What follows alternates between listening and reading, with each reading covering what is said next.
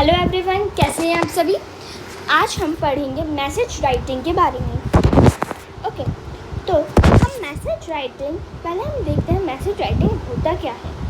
Okay, तो message writing क्या होता है, एक ब्रीफ कंपोजिशन होता है, मतलब जिसमें हम लोग सिर्फ इम्पॉर्टेंट इन्फॉर्मेशन, मतलब जितनी सिर्फ एक इम्पॉर्टेंट इन्फॉर्मेशन देते हैं, सिर्फ 2-3 लाइन्स में और 1-2 लाइन्स में सिर्फ जो भी ज़रूरत की इन्फॉर्मेशन है, मतलब ज़रूरत की जानकारी हमें किसी को देनी है, तो with whom the writer cannot have verbal communication, जिससे हम मतलब फेस टू फेस और हम या फिर उससे फ़ोन से या फिर कैसे भी हम उससे वर्बली कम्युनिकेशन नहीं कर सकते, हम उससे बातचीत नहीं कर पा रहे हैं, तो हम उसके लिए एक मैसेज राइटिंग। तो मैसेज राइटिंग क्या होगा, एक ब्रीफ कंपोजिशन, मतलब कुछ एक इम्पॉर्टेंट इन्फॉर्मेशन देने का, जिससे हम जिससे हम प्रेजेंट टाइम में वर्बल कम्युनिकेशन नहीं कर पा रहे हैं या नहीं कर पा जैसे कि with whom the writer cannot have verbal communication, जिससे हम वर्बल कम्युनिकेशन नहीं कर पा रहे हैं। Simple, a message is very brief composition written to convey some important information to somebody with whom the writer cannot have verbal communication. Okay, अब हम देखते हैं मैसेज राइटिंग के कुछ फीचर्स के बारे में। तो चलिए, तो a message has to be very brief, hence it contains only what is essential, such as follows। जो भी ज़रूरत की पॉइंट्स हैं, मतलब ज़रूरत तो है जिन चीज़ों की, बस वही होनी चाहिए उसमें मैसेज में, एकदम छोटा सा, मतलब अपने मन से कुछ बात नहीं लिखनी होती, जो भी सिंपल सा जो भी बताया गया है या जो भी कन्वर्सेशन हुई है उसका सिर्फ एक हमें मैसेज लिखना होता है। हमें क्या क्या लिखना होता है मैसेजेस में, the name of the person the message is address to, जिसको हम ये मैसेज लिख रहे हैं उस पर्सन का नाम, द सिग्नेचर और the name of the person who has written the message. Signature या फिर नेम लिखना होता है उस पर्सन का जो ये मैसेज लिख रहा है। एक तो नेम लिखना होता है जिसको लिखा गया है, एक नेम लिखना होता है जिसने लिखा है, the date and the time when the message is written, कब और किस समय मैसेज जो है वो लिखा गया है। Articles, conjunctions and finite verb can be dropped since message is an informal piece of writing where only the important facts have to be mentioned. Articles, conjunctions and finite verbs को हम उधर मतलब उस मैसेज में लिख सकते हैं। अगर वो इनफॉर्मल ये लिखा गया है तो इनफॉर्मल मैनर में, मतलब हमारे इनफॉर्मली लिखा गया हो, मतलब इनफॉर्मल मैनर में लिखा हो हमने उसे, तो और उसमें सिर्फ एक इम्पॉर्टेंट फैक्ट जो होते हैं, इम्पॉर्टेंट बातें जो होती हैं, बस वही लिखनी होती है।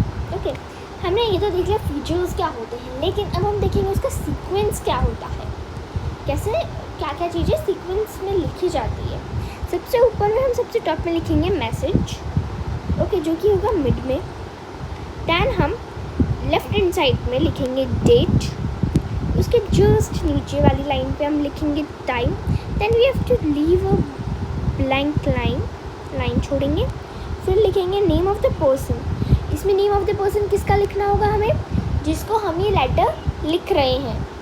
कुछ भी कोई भी नेम लिख दिया, या कोई भी जैसे मदर को लिख रहे हैं तो मदर लिख दिया, फादर को लिख रहे हैं तो फादर लिख दिया, या फिर आप जिसको भी लिख रहे हैं, ये तो एग्जाम्पल्स थे, आप जिसको भी लिख रहे हैं उसका नाम लिखेंगे आप इधर। फिर नीचे क्या लिखेंगे आप, बॉडी में जो भी आपका मैसेज है, आपको जो भी मैसेज देना है किसी और को, वो लिखेंगे आप। और मैसेज जो है वो बहुत छोटा होना चाहिए, ब्रीफ में होना चाहिए, सिर्फ इम्पॉर्टेंट इन्फॉर्मेशन होनी चाहिए इसमें। Okay, next is the person writing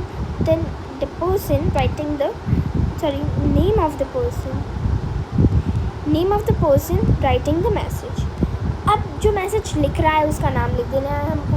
क्या करना है, सबसे ऊपर मिड में क्या लिखेंगे, मैसेज, फिर उसके नीचे वाली लाइन में लेफ्ट हैंड साइड में हम लिखेंगे डेट, उसकी नेक्स्ट लाइन में लिखेंगे हम time, and then we have to leave one line, then we will write the name of the person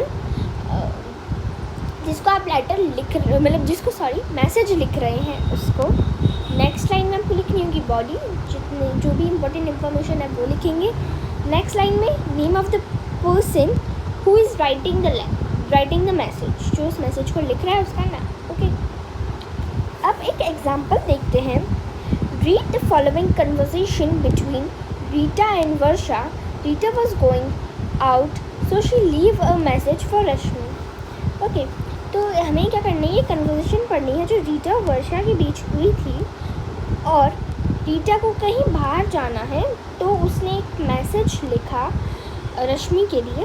तो हम पहले इनकी कन्वर्सेशन देखते हैं, क्या कन्वर्सेशन हुई उनकी। रीटा ने बोला हेलो, फिर वर्षा ने बोला hello I am Varsha, Rashmi's friend is Rashmi at home. Rita ने बोला no she has gone out to play, may I take a message for her. Varsha please tell her to return my English book by today evening. Rita I will inform her. Varsha thank you bye. Rita bye. तो ये उनके बीच में conversation हुई थी। अब हमें इस conversation को ध्यान रखते हुए हमें क्या लिखना है, एक मैसेज लिखना है किसको, रश्मि को। ओके, इनकी कन्वर्सेशन क्या हुई कि वर्षा की जो बुक है, इंग्लिश की बुक जो है वो रश्मि को आज इवनिंग तक पहुंचानी है, लेकिन जो रीटा है रश्मि है वो भी घर पे नहीं है और जो रीटा है वो भी बाहर जा रही है। तो जो रीटा है वो मैसेज लिख देगी रश्मि के लिए और फिर जब रश्मि आएगी तो उस मैसेज को देख करके फिर जो भी होगा। अब हम मैसेज लिखेंगे कैसे। One important thing that is the message should be in a box. Message हमेशा एक बॉक्स में होना चाहिए। ओके, सबसे टॉप में जैसे कि हमने पहले ही देख चुके हैं मैसेज आएगा, फिर डेट, जो भी डेट हो, जैसे कि एग्जांपल में मैंने लिखी है 7 अगस्त 2020। नेक्स्ट आएगा टाइम में 5 PM, ये जिस भी टाइम पे आप मैसेज लिख रहे हैं वो वाला टाइम। देन 1 लाइन ब्लैंक छोड़ दी हमने। फिर आ जाएगा जो पर्सन उसे रिसीव करेगा, कौन, रश्मि रिसीव कर रही है इसमें। तो फिर नेक्स्ट अब हम लिखेंगे जो भी बॉडी लिखेंगे हम उसकी, कि मैसेज में हमको लिखना क्या है, मतलब मैसेज हमको उसको देना क्या है। Varsha called at 4 PM has asked you to return her English book by today evening. Varsha का कॉल आया था मेरे पास 4 बजे, मतलब वर्षा का कॉल आया था 4 बजे और उसने बोला है कि तुम उसकी इंग्लिश की बुक जा कर के उसको आज इवनिंग में दे आओ। तो ये क्या हो गया हमारा, मतलब सिंपल सा हमने लिख दिया, एक हमने टाइम दे दिया जिस टाइम पे इसका फ़ोन आया था, ठीक है, फिर हमने दे दिया, फिर हमने बता दिया कि इसका फ़ोन क्यों आया था, इंग्लिश बुक के लिए, कि उसकी इंग्लिश बुक देने के लिए उसका फ़ोन आया था। और कब तक लौटानी है उसको उसकी इंग्लिश बुक, आज इवनिंग तक लौटानी है। बस हमने कुछ इम्पॉर्टेंट चीज़ें लिखी। हमें जो क्या होता है ना, मैसेज में क्या होता है ना, इम्पॉर्टेंट फैक्ट्स लिखने होता है। मतलब जैसे हम लेटर में तो बहुत सारे लिखते हैं, हाँ मतलब आप कैसे वगैरह ऐसे भी पूछते हैं हम, लेकिन मैसेज में हमें इतना कुछ नहीं करना होता। मैसेज में हमें ब्रीफली लिखना होता है, एक इम्पॉर्टेंट इन्फॉर्मेशन जो भी हमें देनी है बस वो देना होता है। एंड नेक्स्ट लाइन में हम लिख देंगे जिसने ये मैसेज लिखा है, जो कि है रीटा। ओके, एक और एग्जांपल देखते हैं जो कि है Payal has to go to her friends house to bring her math book. Just she was about to leave, her father calls and asks her to inform her mother that a few guests were coming for dinner that day. What message Payal does leave for her mother? अब इस question में हमें क्या बोला है कि जो पायल है उसकी फ्रेंड के घरों से जाना है मैथ्स बुक देने के लिए, तो वो जा ही रही थी उस समय उसके फादर का कॉल आया, और उनका कॉल इसलिए आया था उनकी मदर को बताने के लिए, उनकी मदर के लिए उनका कॉल आया था कि मतलब जो पायल थी उसके फादर का फ़ोन आया पायल की मदर के लिए, उनको ये बताने के लिए कि कुछ गेस्ट आ रही हैं आज हमारे घर पे डिनर के लिए। लेकिन पायल को तो कहीं बाहर जाना था, तो उसने एक मैसेज लिखा अपनी मदर के लिए। क्या लिखा देखते हैं। वही सबसे पहले हमें इसे किस में लिखना होता है, बॉक्स में। टॉप में क्या लिखेंगे हम, message, then date that is 7 August 2020, या फिर आप जिस भी दिन को ये मैसेज जो है वो लिख रहे हैं वो डेट आप इधर लिख देंगे। नेक्स्ट लाइन में टाइम जो कि है 4 PM मैंने लिखा है जो। दैन 1 लाइन ब्लैक दैट जिसे आप ये लेटर मतलब मैसेज लिख रहे हैं उसका नाम मदर। फिर मैसेज में क्या लिखा हमने, father called you to inform that few guests would be coming for dinner at night. I am going to Varsha's house to bring my maths book. तो जैसे कि क्वेश्चन में बताया था कि उसकी मैथ्स बुक लेने के लिए वो जा रही है, तो हमने वो मेंशन कर दिया कि वो बाहर जा रही है मैथ्स की बुक लेने के लिए।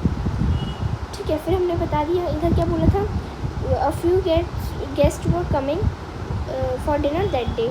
अब हमने वही लिख दिया कि कुछ गेस्ट आ रहे हैं, few will be coming for dinner at night। Okay, मतलब वही नाइट में आएंगे डिनर के लिए, तो नाइट में आएंगे। और फिर हमने ये भी बता दिया किसका फ़ोन आया था, फादर का फ़ोन आया था। तो बस ऐसे इस तरीके से हमने मैसेज लिख दिया। So that's all for the video. Please take care and bye, and please like, share and subscribe to my channel। Okay।